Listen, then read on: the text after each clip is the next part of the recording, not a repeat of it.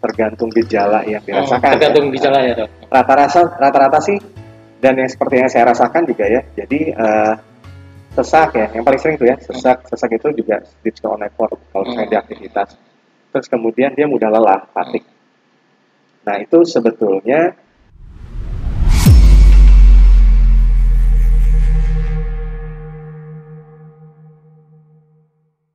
jadi artinya kenapa sih vitamin D banyak begitu kan? Vitamin D itu kenapa sih vitamin D? Kenapa butuh dosis tinggi gitu? Saya sudah berdiskusi dengan beberapa sejawat juga. Artinya diantaranya tuh begini, kenapa sih kok kita gampang capek ya kalau misalnya udah kena COVID? Itu ternyata infeksi COVID itu juga membuat masa otot kita itu berkurang.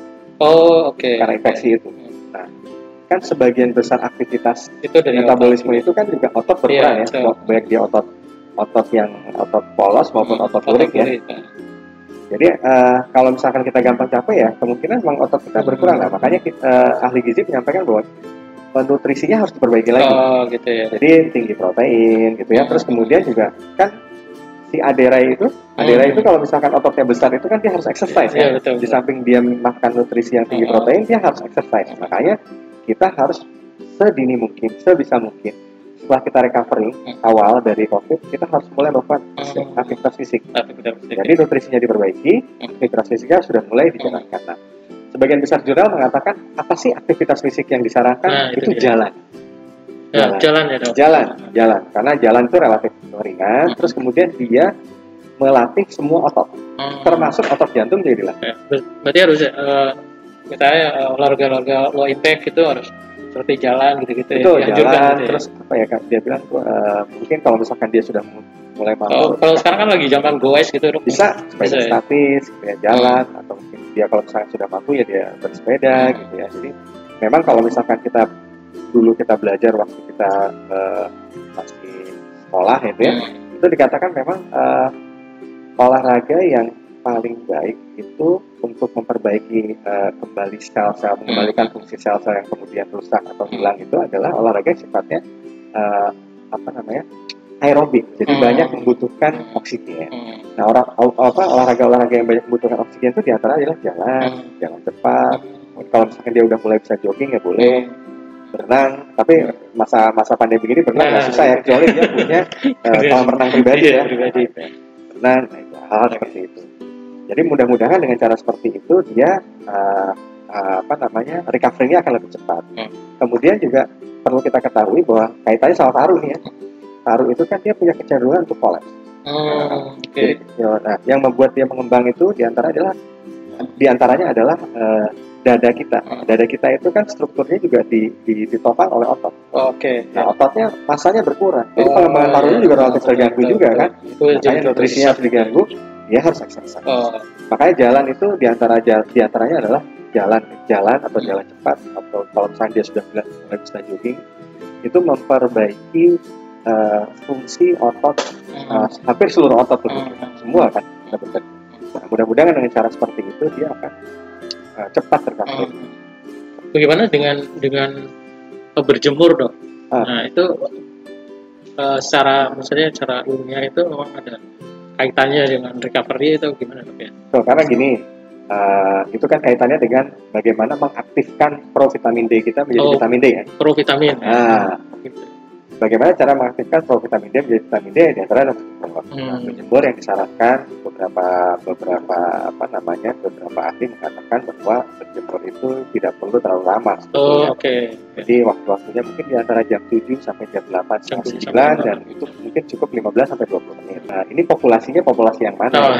Jadi artinya kalau misalkan respondennya orang yang kerja di kantoran, kayak kita dokter atau perawat yang kerja di rumah sakit, pasti kita kurang terpajan oleh sinar matahari kan. Tapi kalau misalkan populasinya tukang beca, tukang dagang sayur di pasar, saya yakin mereka cukup banget vitamin D. Tapi terlepas dari itu semua, vitamin D itu penting karena dia dibutuhkan oleh semua sel, terutama sel imunitas. Jadi sel imun butuh vitamin D. Gitu. Analoginya seperti itu. Ya, terima kasih dokter. Ini beberapa pertanyaan yang mau kita masuk. Jadi tingkat misalnya gini, kalau ada pasien yang menderita long COVID, apakah masih perlu perawatan apa enggak sih dok? Apa tingkat memang dibedakan pada tingkat gejalanya yang timbul? Ya tergantung. Nah, rata-rata sih pasien yang datang ke saya sih, walaupun dia sebelumnya mengalami infeksi COVID yang berat, itu rata-rata ketika dia mengalami long COVID, dia relatif masih bisa untuk rawat jalan. Ya. Ada pasien saya dua sih yang relatif cukup berat, tapi alhamdulillah sih dengan pengobatan, terus kita juga konsultan ke sejawat KFR ya, rehabilitasi medik, nah itu sangat amat membantu. Ya karena memang itu kembali lagi, jadi memang bagaimana caranya ketika orang tersebut sudah dinyatakan sembuh dari COVID, kita bantu untuk recovering, ya baik dari aspek nutrisinya, kemudian exercise-nya, gitu ya, obat-obatannya, gitu ya. Karena ada beberapa juga yang butuh intervensi dan pengobatan seperti obat-obatan yang kita pakai untuk pasien-pasien asma dan PPOK, dan itu cukup membantu juga. Jadi perlu ada kolaborasi di situ. Betul.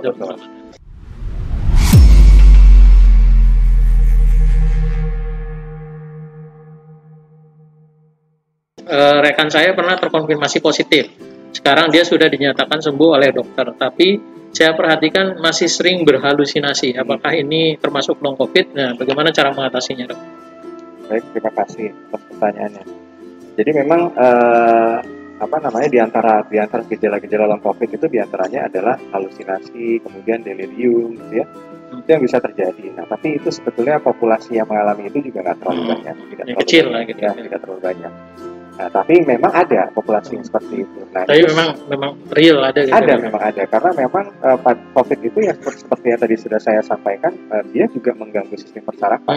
Satu karena masalah sirkulasinya, kemudian karena oksigenasinya. Kedua, memang di saraf itu reseptor S2 itu memang banyak, sehingga kemungkinan si virus itu kemudian binding di situ dan kemudian membuat kerusakan di bagian otak tertentu itu, sehingga timbul gangguan neurologis seperti itu, ya kemungkinan besar bisa terjadi juga. Nah, saran saya sih kalau misalkan memang ada, terus kemudian dirasakan cukup mengganggu dan mengkhawatirkan, sebaiknya datang ke psikiatri. Ya, kalau dari dulu biasanya sudah sangat mengganggu ya, gitu. Ya, betul. Jadi datang nanti ke dokter psikiatri, nanti mungkin akan diberikan obat-obat antidepresan atau psikotik, gitu ya. Mungkin nanti biar supaya bisa diakses. Kita kan punya psikiater juga ya di sini. Jadi mungkin nanti bisa konsultasi ke sejawat psikiater untuk mendapatkan penanganan. Long COVID ya, yang salah satunya timbul delirium.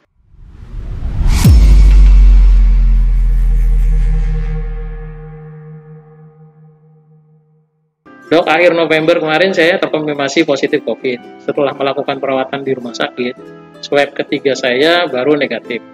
Tapi belakangan ini saya tidak bisa bekerja lama di depan laptop karena dada saya seperti tertekan. Nah, apakah saya bisa kembali sehat seutuhnya, dok? Gitu, pertanyaannya. Silakan. Baik, terima kasih. Nah, ini kan dari dada ya, chest pain. Chest pain-nya ini juga ya mungkin perlu diakses lebih lanjut ya. Tapi mungkin kalau misalkan kaitannya dengan berlama-lama di depan laptop, dia mengetik dan sebagainya, mungkin ada kaitannya dengan posisi. Posisi dia bekerja. Ya betul. Seringkali posisi itu memang bukan posisi yang ergonomis. Itu perlu dievaluasi, kemudian dikoreksi, itu satu. Kedua, kaitannya dengan COVID mungkin gini, dulu sebelum COVID, dengan posisi yang sama dan pekerjaan yang sama mungkin nggak terlalu mengganggu. Betul. Tapi karena dia sudah kena COVID, seperti yang tadi saya sampaikan, bahwa orang dengan COVID itu ternyata dia banyak mengganggu sistem neuromuskulernya. Persarafannya terganggu, terus kemudian otot-ototnya terganggu. Nah, itu makanya saya katakan tadi, ini kita perlu untuk kemudian mendorong teman-teman kita semua, termasuk saya gitu ya, yang sebagai penyintas itu untuk melakukan memperbaiki nutrisi, kemudian juga melakukan exercise. Nah, ini bisa dikonsulkan nanti ke sejawat KFR nih. Kalau memang dia keluhannya arahnya mungkin ke masalah di otot. Karena kalau misalkan saya dengar dari pertanyaannya, mulai terpicu nyerinya itu sakit nggak nyaman di dadanya itu setelah berlama-lama di komputer. Nah, jadi kemungkinan ini ada kaitannya dengan masalah posisi ya, yang mungkin tidak tidak ergonomis. Kaitannya dengan COVID ya mungkin karena ada masalah karena COVID itu memang mempengaruhi itu. Betul, jadi salah satu gejala long COVID-nya adalah apa yang dirasakan oleh penanya tersebut. Gitu ya. Dari samping kalau misalkan itu perlu juga mungkin untuk hal yang lebih serius lagi kan karena di dada itu selain ada paru ada jantung juga ya. Itu dia dong. Kadang karena khawatir gitu ya. Betul, ya. Jika memang diperlukan ya coba untuk berkonsultasi kepada dokter jantung untuk screening gitu ya. Jadi artinya disampaikan bahwa saya sudah selesai dari COVID, saya dapat tes COVID, saya mengalami keluhan nyeri dada. Seperti ini apakah ini normal atau bagaimana? Atau mungkin juga bisa nanti konsul ke saya untuk kita akses lebih lanjut, kita foto toraks, kita lakukan periksaan fisik gitu ya. Ada kelainan nggak di parunya yang kira-kira bisa menyebabkan rasa tidak nyaman di dada. Mungkin seperti itu. Ya, kalau pertanyaannya apakah kembali seperti semula gitu dok? Sebetulnya kalau misalkan beberapa literatur yang kita tahu dan beberapa laporan kasus yang juga masuk bahwa keluhan post COVID ini bisa berlangsung sampai 12 minggu ke depan. 12 minggu ke depan. Sampai 12 minggu ke depan itu orang-orang itu akan bisa mengalami hal-hal seperti yang tadi kita bicarakan tadi ya. Dan sebagian kecil dia akan mengalami prolong. Oh, lebih lagi ya mungkin sampai berbulan-bulan, bahkan mungkin sampai 1 tahun gitu ya. Atau menetap gitu nggak dok? Belum ada laporan. Tapi rata-rata dia akan hilang. Cuman memang intinya adalah bagaimana caranya supaya kita sebagai penyintas itu bisa cepat recovery-nya. Makanya saya selalu mendorong pada pasien-pasien yang konsul ke saya untuk memperbaiki nutrisinya dengan baik. Kemudian kalau perlu konsul ke gizi ya. Kemudian melakukan aktivitas fisik secara dini. Jadi saya dulu waktu selesai COVID, kondisi saya membaik, saya sudah mulai jalan. Jadi waktu itu jalan hanya kuat 5 menit. Terus lama-lama dinaikkan menjadi 10 menit, 15 menit, 45 menit, sampai akhirnya dalam waktu kurang lebih 3 minggu saya udah bisa jalan sampai 6 kilo. Nah itu ya, memang bertahap. Gitu. Iya betul, memang bertahap dan itu harus dilakukan. Nah, karena kalau misalnya tidak dilakukan nanti dia akan lebih lama lagi dia mengalami long COVID. Malah jadi prolong itu tadi ya. Betul. Jadi memang kesimpulannya bisa sembuh total nanti ya. Insya Allah bisa. Ya, dengan periode yang memang berbeda-beda satu sama lain. Asal tadi nutrisi dan juga exercise-nya ya. Oke.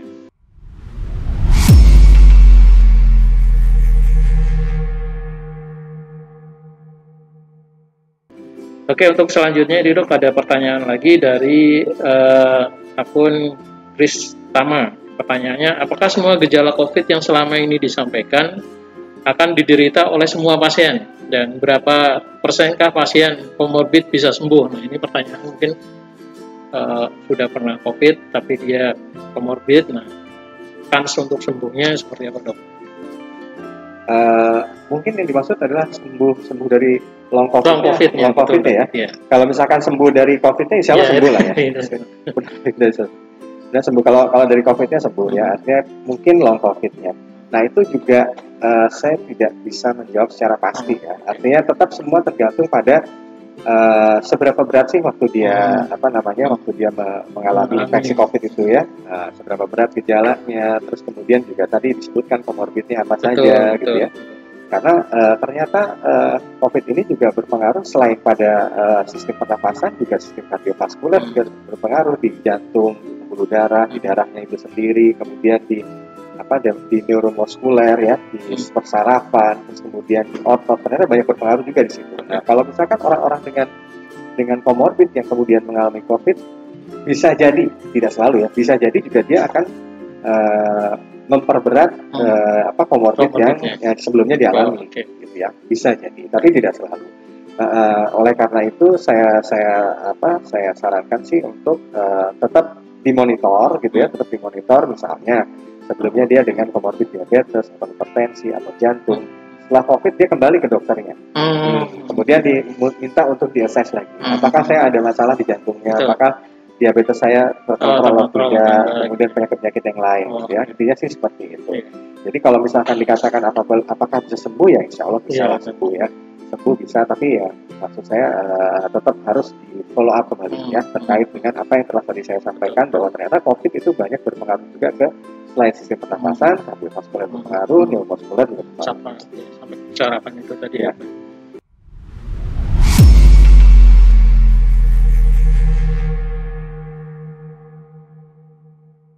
Ini menanyakan tentang vaksin, Dok. Nggak apa-apa ya kita singgung sebentar ya, Dok.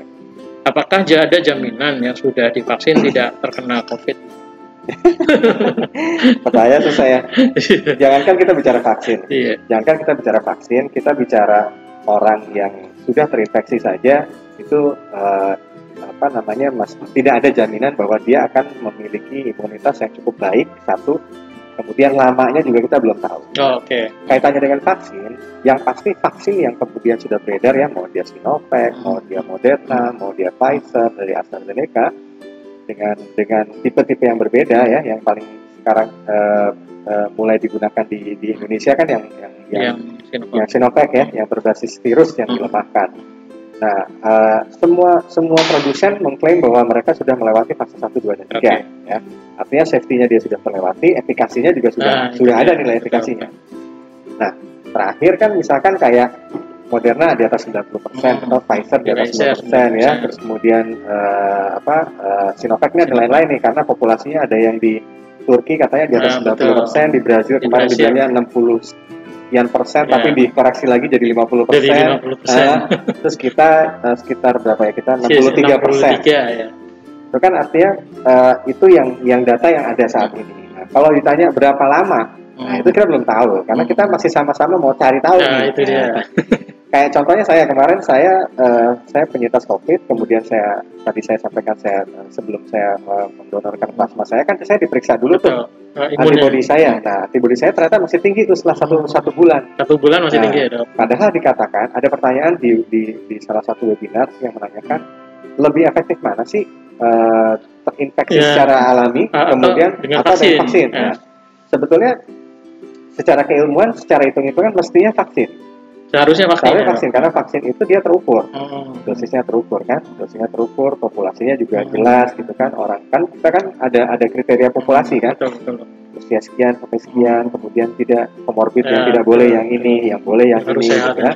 Jadi sebetulnya lebih terukur. Ya. Tapi juga ya artinya kita belum tahu juga gitu ya kalau ditanya seberapa efektif. Kita berharap itu akan cukup efektif sehingga bisa membentuk herd immunity. Herd immunity. Ya, sehingga membentuk herd immunity artinya intinya gimana caranya lebih banyak orang, populasi orang yang memiliki antibodi spesifik terhadap si COVID sehingga COVID itu tidak punya inang lagi, sedikit lagi untuk memiliki inang, dia kemudian bisa menginfeksi si inang tersebut. Ya, seperti itu.